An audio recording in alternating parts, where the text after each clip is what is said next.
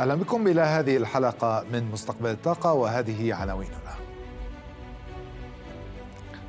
بعد انتقاداته النارية في دافوس، أوروبا تتحدى ترمب باتفاق تاريخي لإنشاء 100 جيجا وات من طاقة الرياح. وهل تكون طاقة الرياح بديلا استراتيجيا لأوروبا عن الغازين الروسي والأميركي؟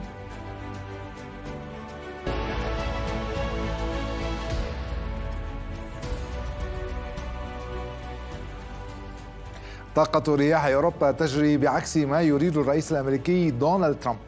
فبعد أيام قليلة من انتقاده اللاذع في دافوس لمشاريع طاقة الرياح في القارة العجوز، الرد أتى بالتوقيع على ميثاق خلال قمة في هامبورغ لإقامة مشاريع مشتركة عملاقة بطاقة 100 جيجا وات من طاقة الرياح البحرية والبرية.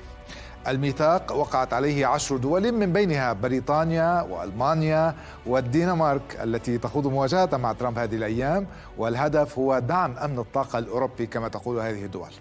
الرقم ضخم بكل المعايير. لماذا؟ لأن طاقة الرياح المركبة في أوروبا تصل إلى نحو 291 جيجا وات حاليا، من ضمنها 254 جيجا وات على البر و37 جيجا وات فقط في البحر أوفشور، أي أن الاتفاق يرفع الطاقة البحرية، طاقة الرياح البحرية بنحو 170% تقريبا، يعني قريبا من 3 أضعاف. حين نتحدث عن طاقة الرياح نحن نتحدث عن بديل استراتيجي لمصادر الطاقة الأخرى التي تجعل أوروبا في حالة اعتماد على روسيا والولايات المتحدة حاليا.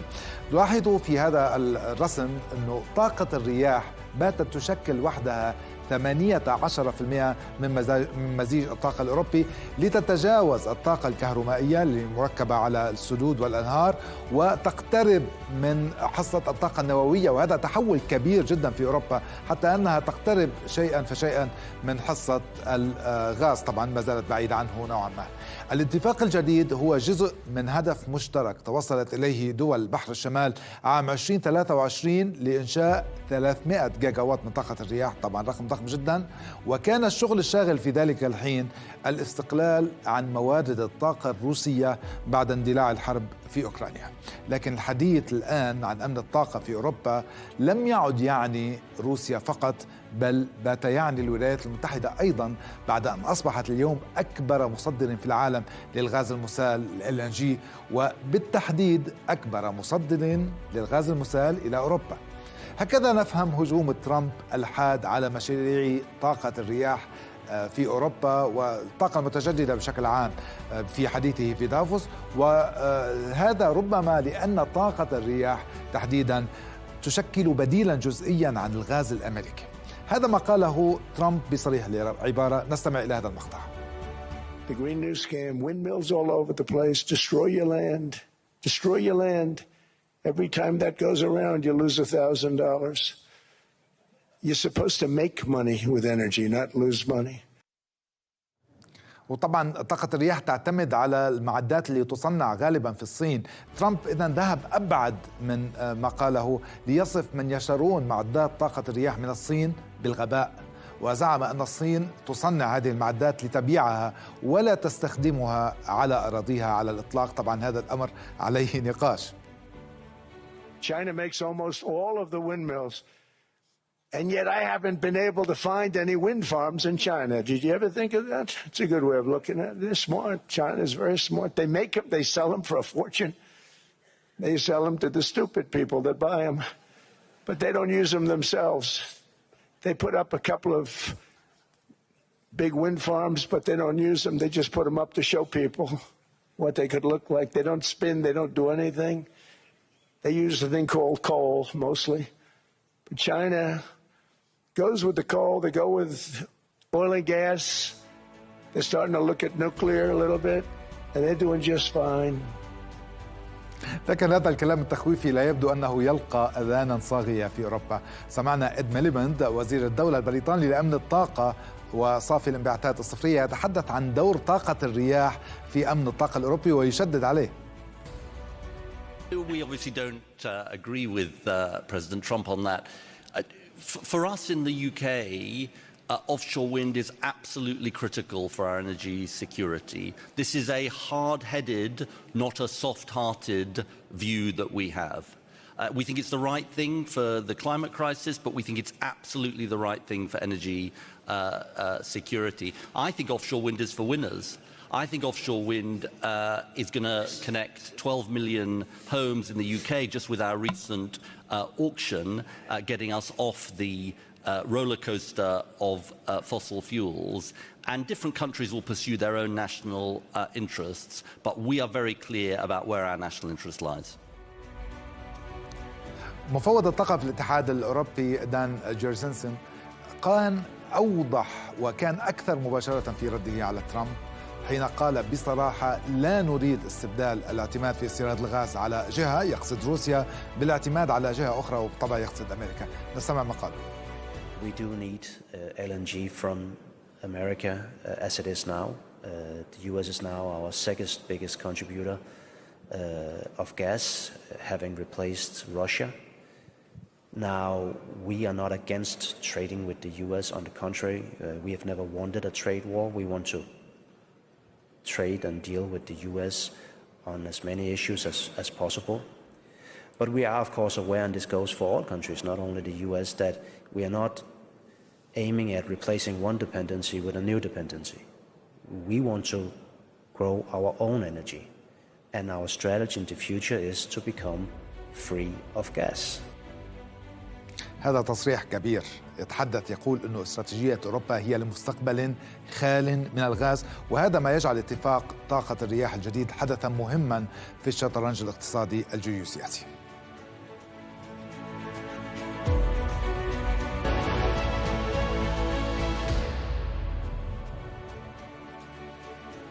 سنتوقف مع فاصل قصير نتابع بعده هذا الملف في مستقبل الطاقة، ونناقش ملف آخر يتعلق بموقع السعودية والشرق الأوسط في مشاريع طاقة الرياح عالميا.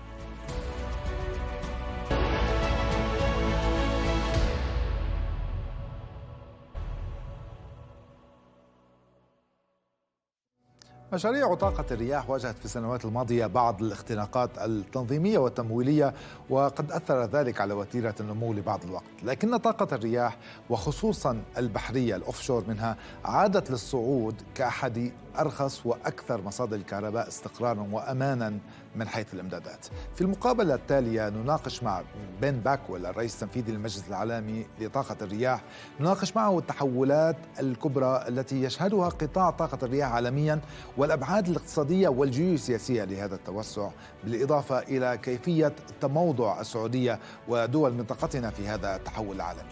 سؤالي الأول له كان عن الدوافع وراء تركيز أوروبا على طاقة الرياح، وما إذا كانت مرتبطة بالرغبة في الحد من الاعتماد على إمدادات الغاز المسال الأمريكي. The main reason is that offshore wind represents one of the only opportunities to add very large-scale power at a very competitive price and in a way that's zero carbon as well. So it's really about the alternatives, and offshore wind obviously is far more economic than nuclear, but it's also very competitive compared to the cost of doing new build gas, for instance. So it's really the economics that are driving this. So is the economics not the politics in your view? But to what? Yeah. Yeah, there's a very clear political program that the EU has been building on for a number of years around decarbonising its economy. And the UK as well, even though it's outside of the EU, the UK has a very similar policy. And I think that's driven by climate targets, but it's also driven by the economics. And the economics are very, very strong for that region for offshore wind. So it's not just an alternative to a climate. It's not just a climate solution. It could be an alternative to the imported gas, whether it's Russian gas or U.S. imported U.S. LNG. Exactly, and I mean one thing that really galvanized this was obviously the energy crisis following the invasion of Ukraine by Russia. And just the realization that Europe needed to get off imported gas and off that energy dependency on Russia very, very quickly. So, energy sovereignty and energy security is a very important driver for this, but also the volatility of having energy markets that are where the price is set by gas as well, right? Which creates a lot of volatility in prices. Whereas obviously technologies like offshore wind allow for a much longer term price stability. But speaking more broadly, the global wind energy capacity additions reached a record level in 2025 of around 150 gigawatts. What impact could permitting and licensing challenges in the United States in particular have on the pace of new capacity additions in the coming years? Yeah, well, I mean, permitting and licensing has been a bottleneck in many places around the world. The good news is that many governments are taking action to address these challenges. So, for instance, Germany, that had quite a lot of challenges, is now accelerating its deployment because of reforms to its permitting system. We're seeing that in other countries. I think with the US, we're not seeing a slowdown. What we have seen is government or the administration's action against some offshore wind projects to try and revoke their licensing. And obviously that's had a slowing effect on the offshore wind sector in the US. But it's definitely not the market as a whole. And definitely it's not slowing down the sector as a whole. But for sure, planning and permitting is one of the major bottlenecks we need to address all around the world. And there's the challenge of the capital costs. We know that the capital costs for the wind projects have increased significantly since 2021, following years of steady cost declines. How do you distinguish between the structural cost pressures, such as materials or logistics, and the cyclical factors like inflation and temporary supply chains disruptions? Yeah, well, after the Ukraine invasion, there was a big uptick in cost of raw materials. And we saw that impact in the wind sector, but also inflation, as you mentioned, but also financing costs. And there was a really big rise in all those costs around that period. The good news is that we've seen raw material costs now fall and stabilize. Inflation is stabilizing. We still need to get financing costs down. Obviously, renewable energy is a very capex intensive industry where you need to make the investments upfront. So we'd still like to see reductions in financing costs. And part of this is having a stable investment environment as well. So things like the Hamburg Declaration that you referenced, that provides long-term visibility, and that in turn also allows financing costs to go down. So there's still a lot to address there to reduce financing costs, but things have improved overall in terms of cost spikes, and we are working with governments to try and improve on financing as well.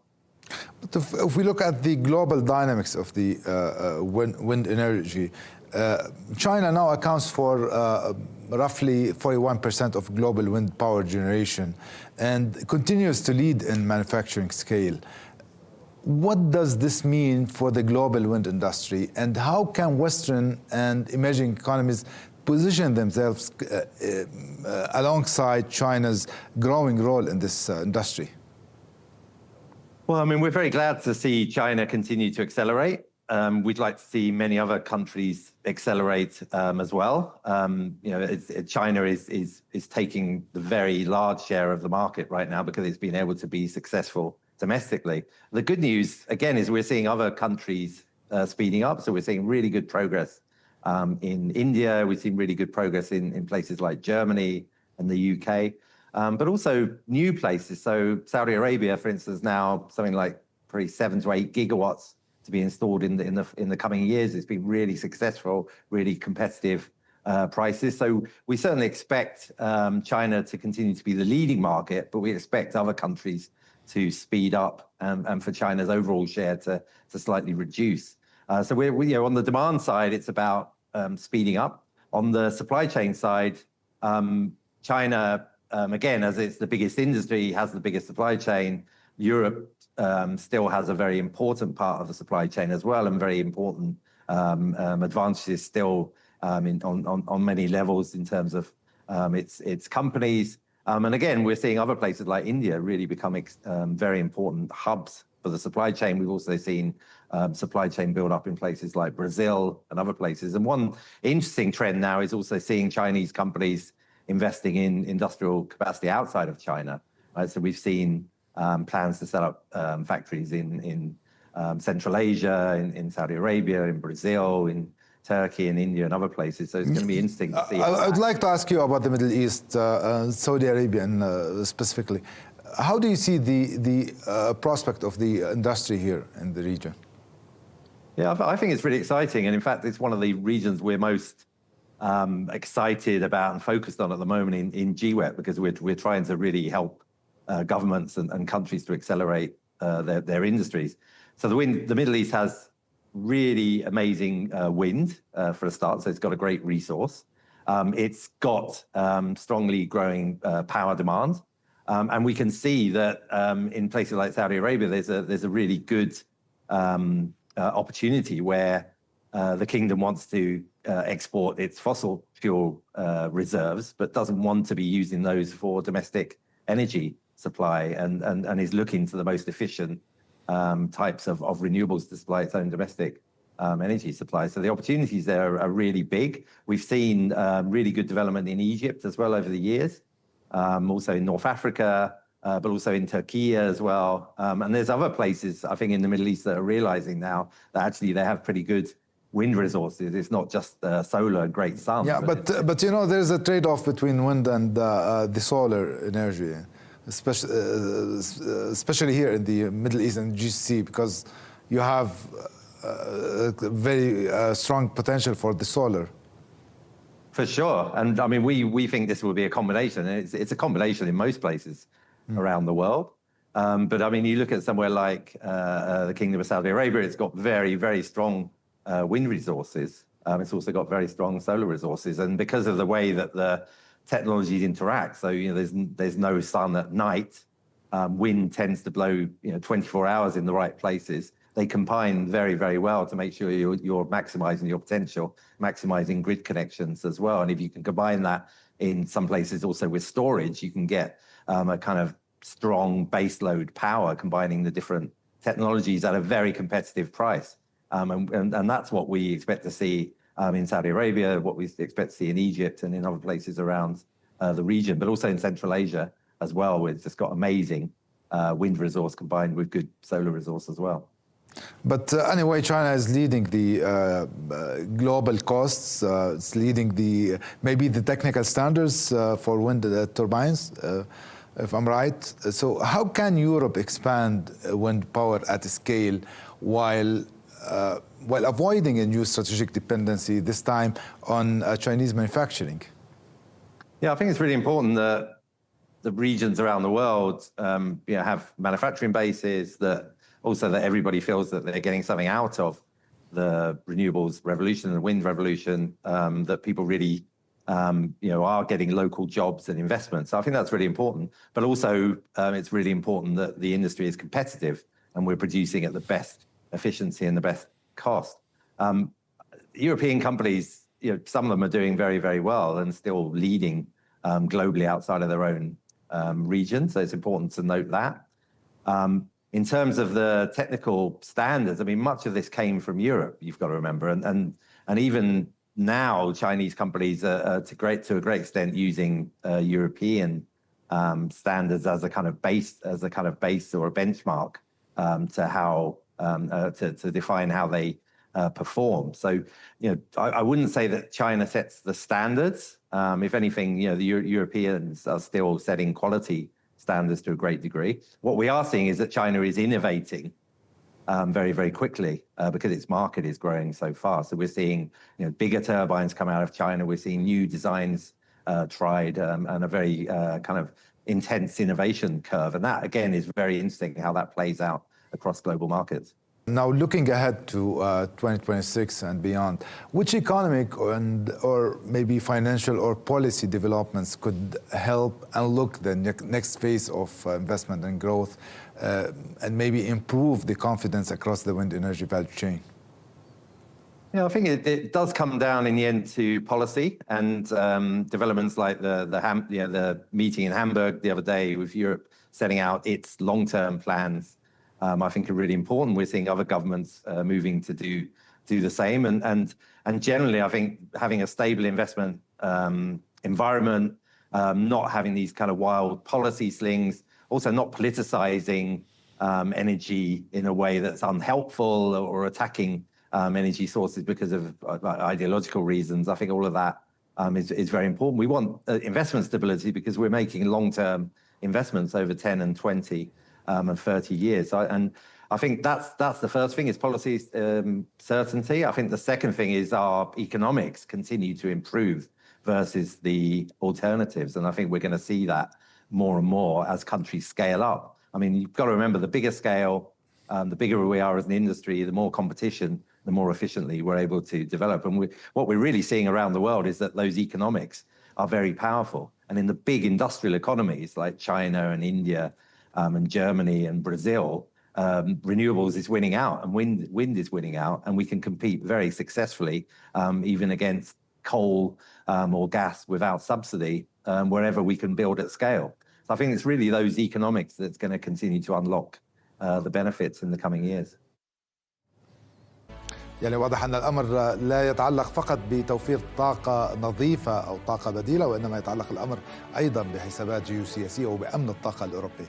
بهذا نأتي إلى ختام هذه الحلقة من مستقبل طاقة. للمزيد تابعونا على منصة إكس تحت واسم مستقبل طاقة، ونلتقي بكم الأسبوع المقبل. زميلنا ناصر طيبي سيكون معه حلقة الأسبوع المقبل. إلى اللقاء.